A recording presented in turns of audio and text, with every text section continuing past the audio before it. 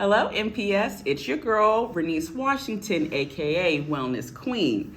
This week, we're going to explore a couple of things, really focusing though on the beginning of the year, right? Everything's new, it's fresh, it's like, But how do we maintain that and keep that through the year?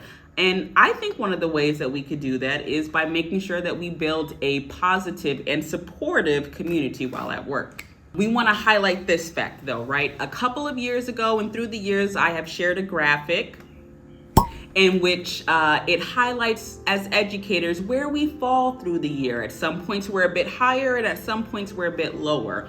On the graph, we are slowly exiting the anticipatory, right? We're excited for the new year. We can't wait. And as we kind of get into the end of September and beginning of October, we find ourselves in a little bit of a dip.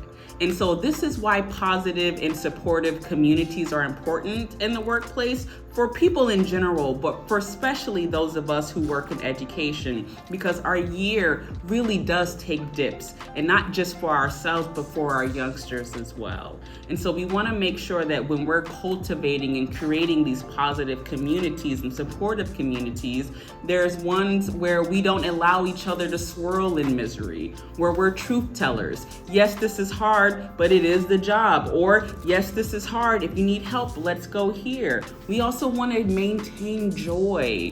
A positive community isn't one that ignores everything that's going on, because let's be honest, it's a bit too real out here to act like we don't know what's going on, right? Eggs are still high, mimosas are costing more than ever, and bottomless is hard to find. However, what do we do to maintain ourselves with the people that we have to work with, right? And let me be clear, a set of individuals does not a community make.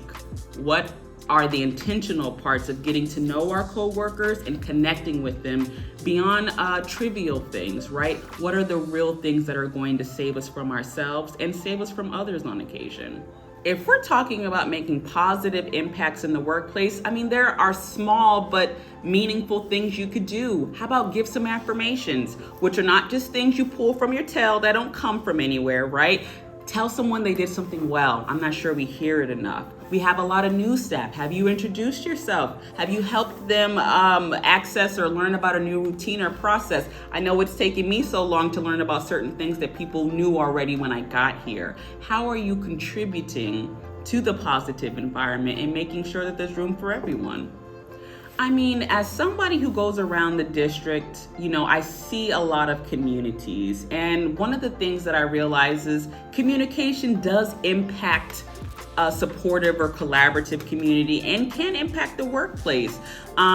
Effective communication impacts wellness and the workplace, because without it, and I know I see it, and I think some of y'all do too, petty arguments that could have been resolved easily, misunderstandings that could have been resolved if anyone took the time to sit down and calm themselves, conversations that if people were considering through a cultural competent lens, they could have a bit more empathy. Communication is everything, because if you only have your own narrative and that's the narrative you choose to only interact with, it makes it real hard for anybody else's point of view to get across, thus making it hard to work with others and empathize with others, thus making it a place you might not want to go to.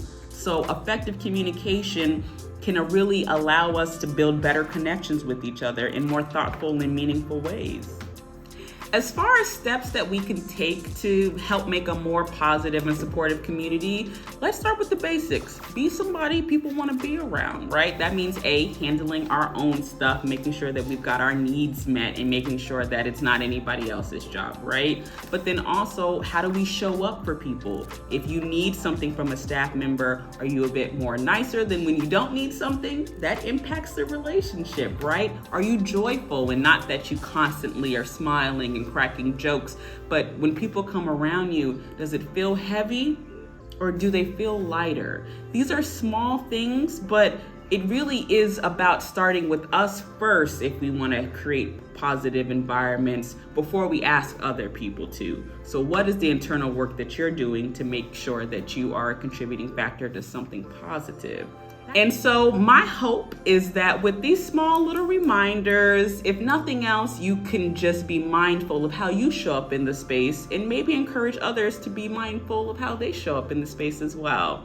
This has been another Wellness Wednesday video, and thank you for your time. Wellness Queen.